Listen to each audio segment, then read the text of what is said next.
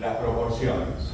Entonces, para eso vamos a tener lo que es la dosificación, luego la trituración, que de alguna manera es unir el mercurio con las limaduras o con las esferas, llevar eso una vez preparado a la boca, a la cavidad, condensarlo, o sea, adaptarlo bien a las paredes cavitarias, darle el modelado y el tallado, no hacer como se hacía en una época que le decían al paciente muerda, mordía y ya estaba, ¿no?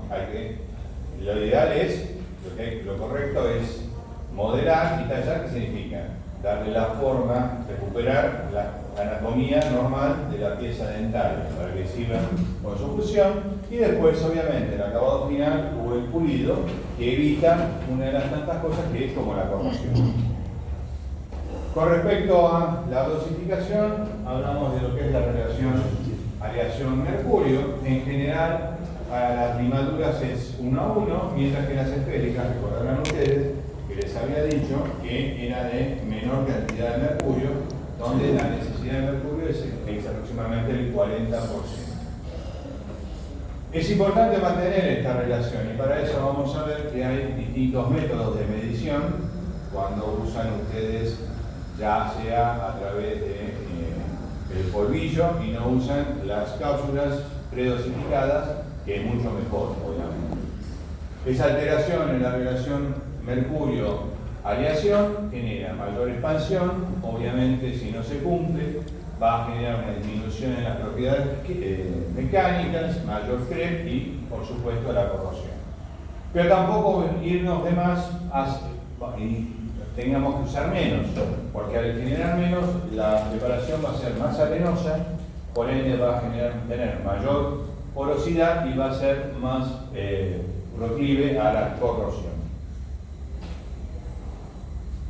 ¿Cómo se puede preparar? O sea, ¿cómo se mezcla? Bueno, la mezcla la podemos hacer, esta preparación la podemos hacer en dos formas: manual o automática, mediante el uso de los amalgamadores, que hay de distintos tipos, pero la manual es la clásica que se hace, es la del uso del mortero y pilón. Una vez que uno tiene las cantidades correctas, se coloca todo dentro del mortero, ¿no? Y con el pilón se empieza a mover sobre esa superficie, no apretando mucho, no sobre triturando, porque eso genera a su vez pérdida de la calidad de la amalgama final, y tampoco estar ahí una hora, porque el hecho está que van a empezar a generarse la cristalización y va a llegar en un momento determinado, si ustedes sobre trituran y sobre mezclan con el mortero y el pilón, va a llegar un momento donde va a quedar como un elemento arenoso que no le va a servir para nada. ¿Me explico? Tiene que quedar una superficie tal para quedar algo brillante, producto de justamente esa presión que ejerce, y que pueden formar como una suerte de bolita, una suerte de plastilina, masilla, que luego de eso lo que hacen ustedes, y ya vamos a ver cómo se toma, cómo se levanta, pero es aconsejable con guantes, lo colocan en una gasa y lo escurren para que elimine todo el remanente de mercurio que hayan quedado sin mezclar. Y eso después lo llevan, como van a ver ahora, con lo que es un contenedor para luego poder llevarlo a boca con el portamáquinas. La sobretrituración lo que hace es reducir más aún el tamaño de las partículas y generando un mayor CREP y corrosión. Y la otra es la subtrituración, o sea, por no darle de más, darle de menos, va a ser una mezcla más tipo arenosa, como les dije, no va a tener esa plasticidad que tiene que tener, va a generar esa porosidad y disminuye, por supuesto, las propiedades mecánicas. La condensación es una vez que ustedes llevan con el portaamalgama, llevan a la cavidad la amalgama, es ir adaptando, que ya vamos a ver cómo, ya hablamos un poco con respecto a si son esferas o si es limaduras, cómo es el tipo de condensador que van a utilizar, Y obviamente, una vez que terminó esa condensación, eliminar todo el resto que sobró, porque no lo van a poder volver a utilizar esa amalgama, porque eso va a ir perdiendo y va a generar menores propiedades mecánicas, mayor P, mayor porosidad y corrosión. El tallado, básicamente, como les dije, el tallado lo que hace es recomponer las características anatómicas de la pieza dentaria, lo que significa a fosas, fisuras, a las vertientes de las cúspides. Hay que eliminar todo el resto, hay que reducir la porosidad con eso y las superficies irregulares, ya que son lugares donde va a haber atrapamiento de placa. Hay que mejorar con el tallado, se mejora bien la adaptación marginal y, por supuesto, al eliminar con el tallador el sistema, el instrumental, lo que elimina es toda la superficie esa que, recordemos, que es la superficie que tiene mayor basura, si lo queremos decir de una manera, que es lo que genera la corrosión. Una vez cristalizado, una vez endurecida la amalgama, cuando el paciente vuelve a la consulta hay que hacer el pulido final, que es justamente lo que hace que quede superficie lisa, homogénea y que de esa manera evite corrosión y evite atrapamiento de placa. Eso se hace con elementos abrasivos como pasta, como las brochitas. ¿Qué instrumental se utiliza? Bueno, básicamente para tener esa relación de la amalgama con respecto al mercurio vamos a tener esta balanza, que es quizás un poco más compleja para su uso porque hay que saber regular bien esta parte, que es la que determina las proporciones, o la más conocida de todas que hay. Esto es cuando ustedes tienen, digamos, el frasco con el mercurio colorado y la aleación por otro, cuando van a hacer todo manual. En este depositan el mercurio, en este depositan la limadura y van a ir justamente equilibrando y con eso, dependiendo si es esférica o si es limadura propiamente dicha, la partícula, van a tener la proporción 1:1 o 60:40 como es en el caso de la esférica. Una vez que con el mortero terminaron de preparar todo, la escurrieron, lo van a llevar a este contenedor.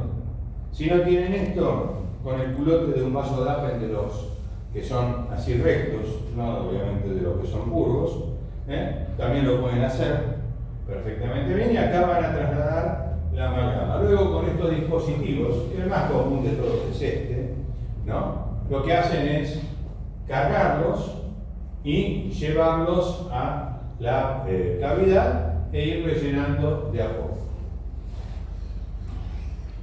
Como se acordarán, dependiendo si es limadura o si es esfera, tenemos acá los condensadores, que son aquellos que vamos a usar para prensar y para condensar puntualmente, que se adapte bien a las paredes de la cavidad, la amalgama que llevamos con el porta amalgamas, que generalmente que se usa es este, vuelvo a repetir. Los bruñidores, una vez que terminamos de cargar esa cavidad, nosotros vamos a pasar estas bolitas o estas paletas sobre la superficie, cosa de alisarla lo más posible, eliminando excedentes. Luego tenemos distintos tipos de talladores, el de Fram, que es el más conocido de todos, que nos va a dar la posibilidad de, por ejemplo, en este caso, para frente y para lateral, tallar la cavidad, tallar bien las cúspides, las fosas, las vertientes de las cúspides, por eso tiene esta forma. Después esta pinza, que es más que nada la pinza que se utiliza, la van a ver que no es simplemente tallar y que quede bonito y parejo, sino tiene que haber una relación en lo que respecta a la oclusión. Ya cuando vean en oclusión, especialmente enfrente, cuando vean prótesis, ahí les van a explicar los distintos puntos cómo deben ser de contacto, y eso lo hacen con el papel de articular. Ese papel que puede ser es como un papel carbónico que va a marcar puntualmente en los lugares donde hace contacto, en algunos tiene que hacer, en otros no, y es ahí donde van a tener que terminar de pulir y tallar para que tenga una correcta oclusión. Porque no nos olvidemos que un grano de arena nos vuelve locos. Bueno, esto pasa lo mismo. O sea, uno puede dejar un molar talladito que parece de libro, pero no me sirve funcionalmente. Entonces tiene que uno, con el papel de articular, marca esos puntos donde el punto de contacto con el antagonista puede estar bien como puede estar fuera del área que corresponde. Bueno, en los aspectos biológicos habíamos hablado de lo que es la absorción del mercurio, la inhalación de los vapores del mercurio, pero no tanto de la amalgama, sino del frasco que ustedes tienen ahí. Por eso hay que buscar lo que sea en frascos que estén bien cerrados. No hay que tocar a la amalgama. Ya van a ver que cuando la usan con el guante queda negro el guante donde usan la amalgama. Entonces por eso no hay que manipularla. Cuanto menos se pueda manipular la amalgama, mejor. Usar guantes, usar barbijo. Lo que sobra, descartarlo, porque son tóxicos. Obviamente, las grandes ventajas de la amalgama son el hecho de que por su rigidez, cuando están bien preparadas, mantienen bien la forma de lo que ustedes han tallado, es resistente a la abrasión, se adapta perfectamente bien a las paredes cavitarias. Recuerden que la amalgama cuando cristaliza se expande. Esa es una de las grandes ventajas que tiene contra lo que es los composite, lo cual hace que sea un autosellado, como es esa expansión que no se produce en el mismo al principio cuando ustedes hacen la condensación, sino después de 24 o 48 horas. No tiene problema cuando está bien preparada de la solubilidad a los líquidos bucales. La técnica es muy fácil para preparar y para llevarla, y obviamente la durabilidad, no digo que es eterna, pero es bastante grande. Si uno no prevé, puede tener microfiltraciones, no tiene adhesión a las estructuras dentarias. Recordar que lo que tiene es retención mecánica, que es lo que genera, y bueno, ni que hablar de estética. Justamente para eliminar esas microfiltraciones que son digamos, el caballito de batalla, o sea, el problema fundamental en las primeras 24 o 48 horas, se suele colocar en las paredes de la cavidad una suerte de adhesivos, o en una época se usaba lo que se llamaba bálsamo de Perú. ¿Para qué? Para que hasta que se genere toda esa expansión y ese autosellado, protejan a la parte de la dentina. Lo tenemos de distintos tipos: los adhesivos de auto, duales, con cemento de ionómero o resina de ionómero vitrio.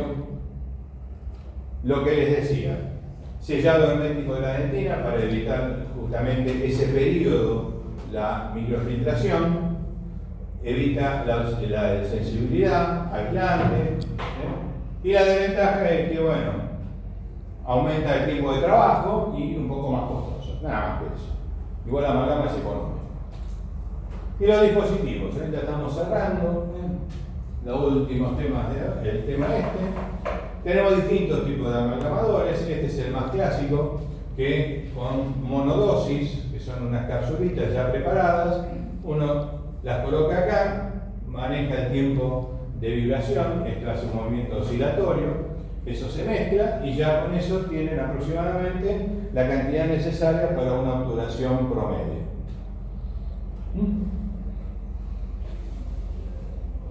Acá tienen un poco cómo es la función y cómo se puede conseguir en el mercado. Lo pueden conseguir en polvo, en pellets, mejor dicho en cápsulas, acá también tienen pellets, y acá tienen otro tipo de pellets que son, uno es mercurio, este que está acá, y este es plata. Y estos son como las cápsulas para la Nespresso reutilizables, que nunca las compren porque son una cagada en 4 tiempos, se lo digo con franqueza. gastan plata de un montón, que prefiero comprar las cápsulas individuales normales. Bueno, y acá sí, esto sí funciona. Entonces ustedes cargan estas cápsulas, tanto sea con mercurio como con la aleación, y lo pueden reutilizar y llevar a la máquina para que haga la mezcla.